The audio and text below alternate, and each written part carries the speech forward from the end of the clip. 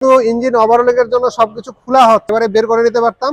ক্যারেনশিপটা ঘুরতেছে না, না ঘোরার কারণে হচ্ছে এটা ইঞ্জিনটা আমাদের এভাবে করে খুলে খুলে পাটে পাটে বের করতে হচ্ছে। মিস ফায়ার জিনিসটা আমরা বেশিরভাগ পাই হচ্ছে গ্যাসের গাড়িগুলাতে। আসসালামু আলাইকুম, আমি নিয়ন, স্পিড অটো কেয়ারের পক্ষ থেকে আপনাদের সকলকে স্বাগতম।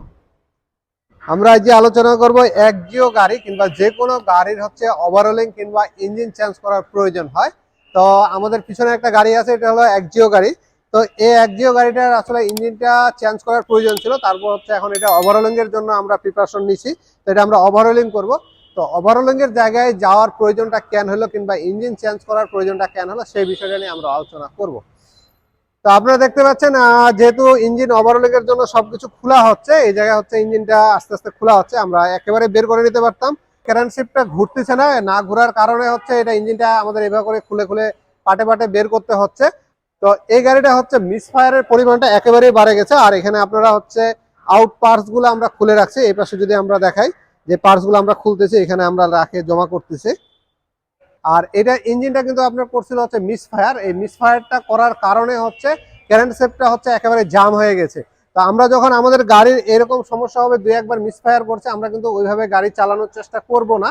আগে একটা ওয়ার্কশপে দেখাইতে হবে যে আমার গাড়িটা কি কারণে মিসফায়ারটা করতেছে। তো মিসফায়ার, যে গাড়িগুলোর মিসফায়ার করে এগুলো কিন্তু খুব রিস্কি ব্যাপার। কারণ মিসফায়ার করলে অনেক সময় কিন্তু গাড়ির ফিল্টারটাতে কিন্তু আপনার আগুন চলে আসে। অনেক গাড়ি মিসফায়ার করার কারণে দেখবেন যে ফিল্টারটা হচ্ছে যে এয়ার ক্লিনার বক্সের যে ফিল্টারটা থাকে কিংবা এয়ারের যে ফিল্টারটা থাকে, সেই ফিল্টারটা পুড়ে যায় কিংবা একেবারে পুড়ে দেখা যায় যে একসাথে জমাট বেঁধে যায়, যেহেতু এটা প্লাস্টিকের মতন একটা পদার্থ দিয়ে বানানো। তো সেখান থেকে আপনার কিন্তু অনেক সময় গাড়িতে আগুন ধরারও একটা চান্স থাকে। মিস ফায়ার জিনিসটা আমরা বেশিরভাগ পাই হচ্ছে গ্যাসের গাড়িগুলোতে। যে গাড়িগুলোতে গ্যাস করা আছে, সিএনজি যেটা বলি, সেই গাড়িগুলোতে কিন্তু আমরা মিস ফায়ারের পরিমাণটা বেশি পাই। সেটা পাওয়ার একটা রিজন হইলো যে আমরা যে তেলের যে ফ্লোটা দিই, এটা কিন্তু একটা ইঞ্জেক্টর, একটা কন্ট্রোলারের মাধ্যমে হচ্ছে তার একটা নিজস্ব পিকআপের সাথে সাথে কিন্তু একটা সিস্টেমে চলে। আর আমরা যে সিএনজিটা করতেছি, এই সিএনজিটা কিন্তু চলতেছে হচ্ছে একটা ডাইরেক্ট লাইনের মাধ্যমে। সে কিন্তু অল টাইম দিতে থাকে, গাড়ি সুইচ দেওয়ার পরে গাড়ির ইঞ্জিনটা স্টার্ট হওয়ার পরেই যখন সে কন্ট্রোলারে সাপোর্ট পায় যে আমার ইঞ্জিন স্টার্ট আছে, সে কিন্তু অল টাইম দিতেই থাকে একই লেভেলে। আর বাটারফ্লাই কিন্তু আপনার হচ্ছে সিএনজির পরিমাণটা কতটা যাবে সেটা হচ্ছে নিয়ন্ত্রণ করে। এই কারণে হচ্ছে যখন বাটারফ্লাই একটু মিস্টেক হয় কিংবা ইঞ্জিনের পারফরমেন্স কমে যাওয়ার কারণে হচ্ছে সিলিন্ডার মিস হয় কিংবা হচ্ছে পিস্টনের হচ্ছে প্রেসারের পরিমাণটা কমে যায়, প্লাগের আগুন ধরার পরিমাণটা কিংবা স্পার্ক করার পরিমাণটা যখন কমে যায়, সেই সময় কিন্তু হচ্ছে আমাদের এই গাড়িগুলা মিসফায়ারটা করে ফেলে। কিংবা বাতাসের পরিমাণটা কমে গেলে অনেক সময় মিসফায়ার করে। তো অনেকগুলা মিসফায়ার করার হচ্ছে কারণ আছে। এই কারণগুলা আসলে এতগুলা আমাদের আপনাদেরকে ওইভাবে করে জানানো কিংবা সঠিকভাবে জানানো সম্ভব না। যতটা আমরা জানি ততটা আপনাদেরকে জানানোর চেষ্টা করতেছি। তো এইভাবে হচ্ছে মিসফায়ারটা হয়। তো এই মিসফায়ার হলে কিন্তু সবার প্রথমে একটা ইঞ্জিনের হচ্ছে ক্ষতির দিকে আসে হচ্ছে হেড গ্যাসকেট কিংবা হচ্ছে আপনার পিস্টন রিং, ব্লক, ভালবডি, এগুলার উপরে হচ্ছে আপনার একটা প্রেসার চলে আসে। তখন কিন্তু গাড়িগুলা ইঞ্জিনগুলা হচ্ছে রানিং অবস্থায় কিংবা বসা অবস্থায় সিজ হয়ে যায়। তো এরকম প্রবলেম যখন আপনারা দেখবেন, সাথে সাথে ওয়ার্কশপে দেখাবেন। আর এভাবে করে তাহলে বড় ধরনের ক্ষতি হবে না, অল্পের মধ্যে আপনাদের হয়ে যাবে সমস্যাটার সমাধান। তো এই বিষয়গুলো নজর রেখে আপনারা গাড়িগুলো চালাবেন।